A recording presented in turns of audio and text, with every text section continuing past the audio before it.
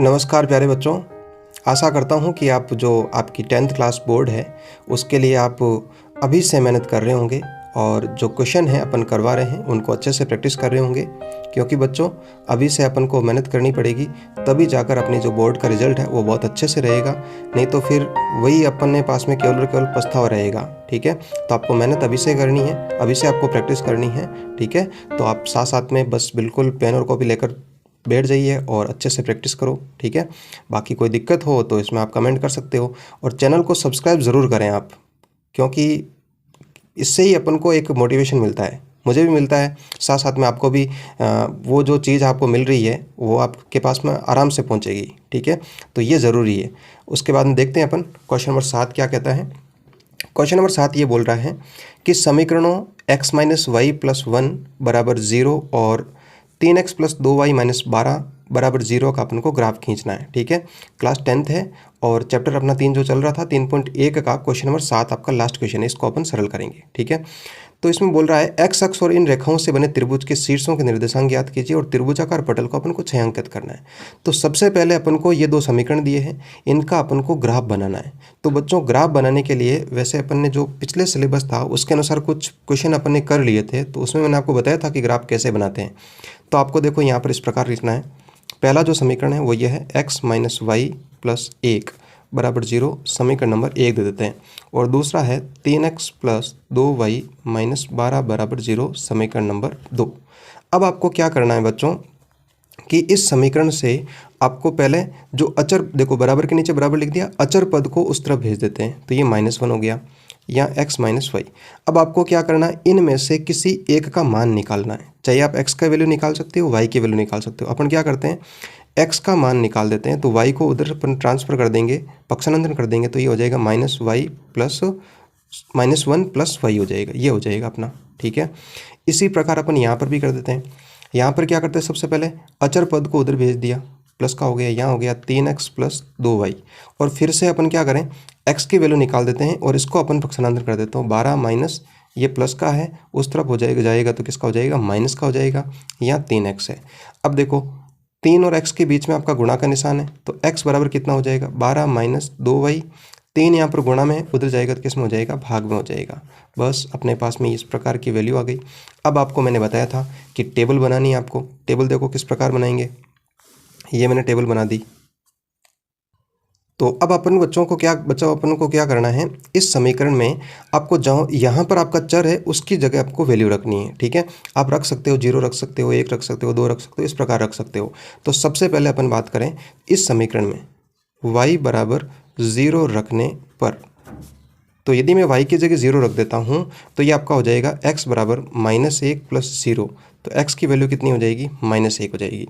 देखो y की value 0 रखी तो x की वैल्यू कितनी प्राप्त हुई, -1 प्राप्त हुई। इसी प्रकार और रख सकते हो आप, देखो y बराबर 1 रखने पर रख देते हैं, 1 रखने पर बिल्कुल।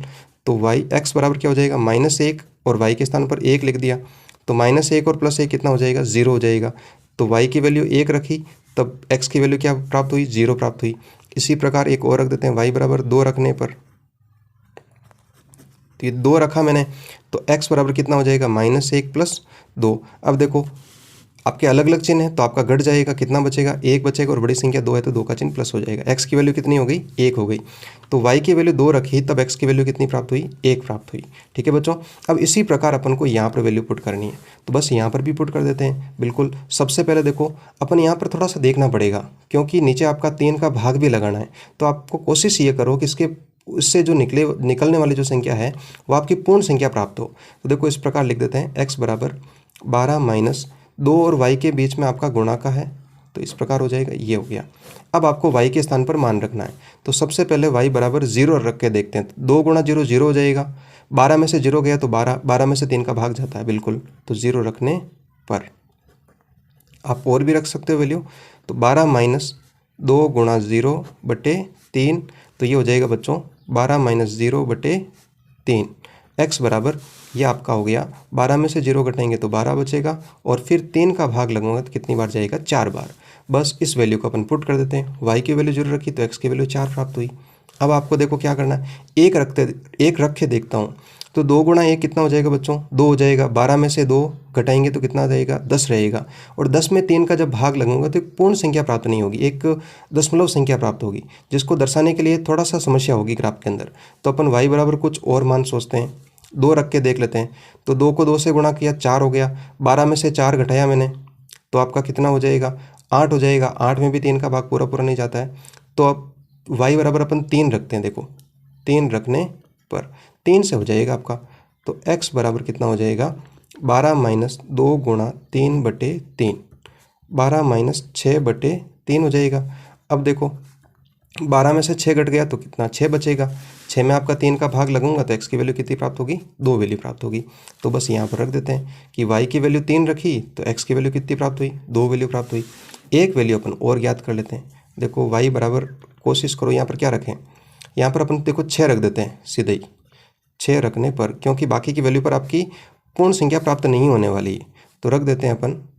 तो ये हो जाएगा 12 माइनस 2 गुणा 6/3।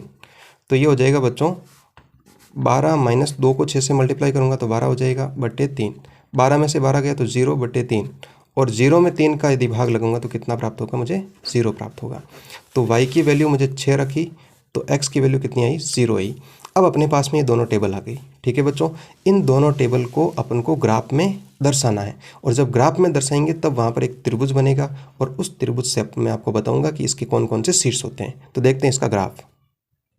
हाँ तो बच्चों ये आपका ग्राफ है। ठीक है, ये आपका वाई एक्स है और ये आपका एक्स एक्सिस हो जाएगा। ठीक है, मैंने आपका ये पूरा इस प्रकार नंबर लिख दिया। आपको क्या करना है, जो ग्राफ है उसमें बीच में इस तरह की लाइन खींचनी है और एक आपको इस तरह से खींचनी है, और फिर आपको ये वैल्यू लिखनी है। अब आपको क्या करना है, इन बिंदुओं को दर्शाना है। तो सबसे पहले यदि बात करूँ तो एक्स की वैल्यू कितनी है? -1 है। तो x की वैल्यू -1 आपकी यहाँ पर हो जाएगी, और y की वैल्यू 0 आपकी यहीं पर होने वाली है। तो एक बिंदु मुझे ये प्राप्त हो गया -1,0। ठीक है, उसके बाद में x की वैल्यू 0 है, x की वैल्यू 0 यहाँ पर हो गई। y की वैल्यू कितनी है? 1 है, तो वो यहाँ पर हो जाएगी। तो इस प्रकार ये बिंदु मुझे प्राप्त हो गया 0,1। ठीक है, अगला बिंदु देखते हैं। x की वैल्यू 1 और y की वैल्यू कितनी है? 2। तो x की वैल्यू 1 और y की वैल्यू 2 यहाँ पर हो जाएगी आपकी। तो ये बिंदु हो गया बच्चों 1,2। अब क्या करेंगे, इसको स्केल से इस प्रकार मिला देंगे। तो अपन इसको मिला देते हैं इस प्रकार।